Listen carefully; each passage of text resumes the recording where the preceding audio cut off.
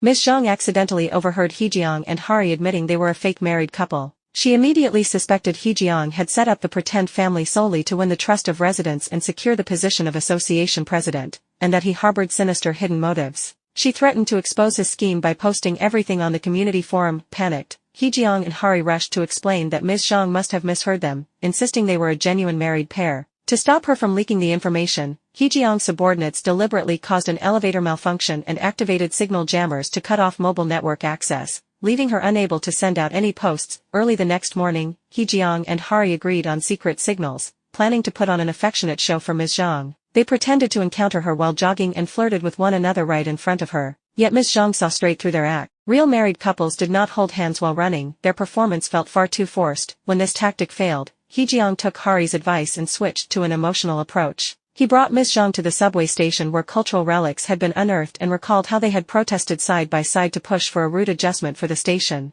After stirring up her fond memories, Hae Gang launched into an emotional speech, claiming he loved his wife deeply. He then fabricated a story about his father's chaotic private life, saying he and his 3 half-brothers had all suffered greatly because their father was a compulsive gambler. Even so, they still lived together in an attempt to mend their fractured family ties. Seeing Ms. Zhang waver in her resolve to report them, Hae Gang begged her to give him 1 week. If she still believed they were a fake family after 7 days, she could expose him then. Considering Hae Gang had single-handedly driven up property prices in the neighborhood, Ms. Zhang reluctantly agreed. As soon as he got home, Hae Gang called an emergency meeting. They had to locate the missing maintenance funds within a week. If they recovered the money and fled to SungHa, the truth about their fake family would no longer matter. Yuji pondered all night. He believed even if Chairman SEO, the property manager and the finance chief had colluded to embezzle the funds, they could not have drained every single account completely. There must be another mastermind pulling strings behind the scenes. He suggested Hae Gang use his authority as president to push forward various community maintenance projects. If construction proceeded despite empty official accounts, it would prove someone was paying contractors privately,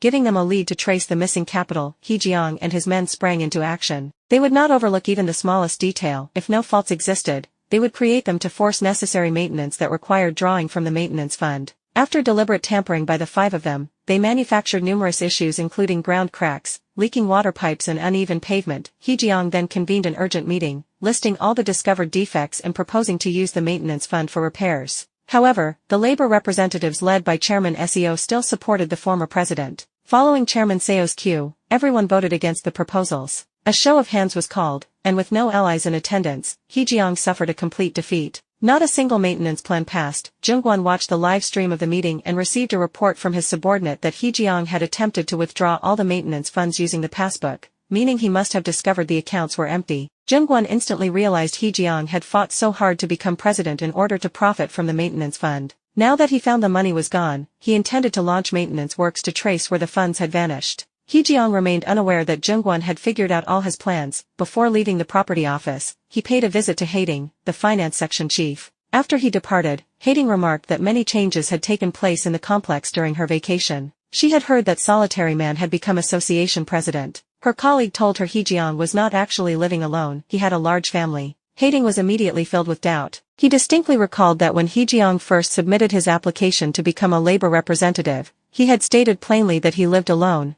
unmarried. To dismantle the power block left behind by Chairman SEO, Hae Gang ordered his subordinates to investigate every labor representative loyal to SEO. He was determined to uncover what benefits these sycophants had received. The subordinates set to work, gathering utility bills for water, electricity and gas for all representatives. Hari soon spotted an anomaly. Exactly 123 households had 0 heating charges recorded. Further investigation revealed these residents were either labor representatives or staunch supporters of Chairman SEO. Over the 6 years of Seo's term, all 123 households had paid nothing for heating. In other words, without their knowledge, the rest of the residents had footed the entire bill for them. The bespectacled subordinate also discovered the anonymous user posting malicious slander against Hae Gang on the community forum belonged to one of these households who evaded heating fees. Seeking to eliminate all obstacles in one go, Hae Gang planned to stage a protest as a victim of unfair heating charges. He intended to expose how Chairman SEO had abused his authority to shield 123 households from paying heating bills for 6 years. As the newly elected president, he vowed to fight corruption to the end. Ms. Zhang seized the chance to amplify the scandal, posting the story on the community forum and dubbing it the 123 incident.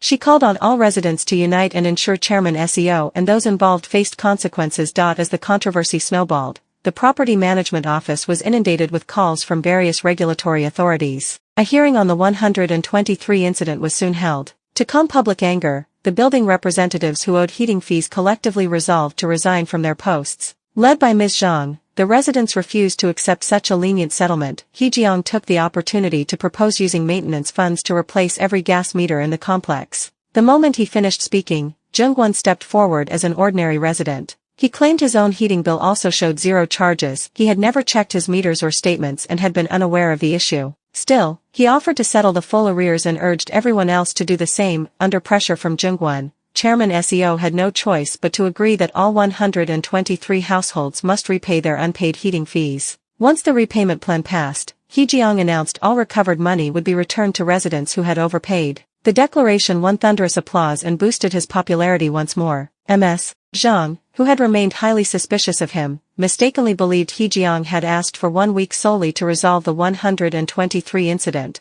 and her doubts finally faded. Hae Gang remained unaware that Jung-won was the true puppet master manipulating Chairman SEO and secretly controlling the maintenance funds. A few days earlier, Jung-won had dipped into the maintenance fund to bribe newspapers, television stations, and influential online influencers. He coordinated all 3 outlets to push identical narratives, claiming the cultural relics unearthed at the subway site were counterfeit, planted by groups opposed to the new town development project. Now that the heating fee scandal had eroded residents' trust in property management, freely diverting maintenance funds had become far more difficult. Enraged by Chairman Seo's incompetence, Jung-won beat him to death. He buried SEO on Taegaon Hill, letting his body fertilize the trees. He then summoned the property manager to collect money and forced him to pay respects to Seo's grave. Trembling with terror, the manager dropped bundles of cash all over the ground as he boarded his vehicle. The whole scene was photographed by 2 subordinates Hae Gang had sent to keep watch. The subordinates delivered the photos to Hae Gang. Gas meters were scheduled for replacement the next day. Hae Gang suspected the cash the manager collected was intended for construction payments.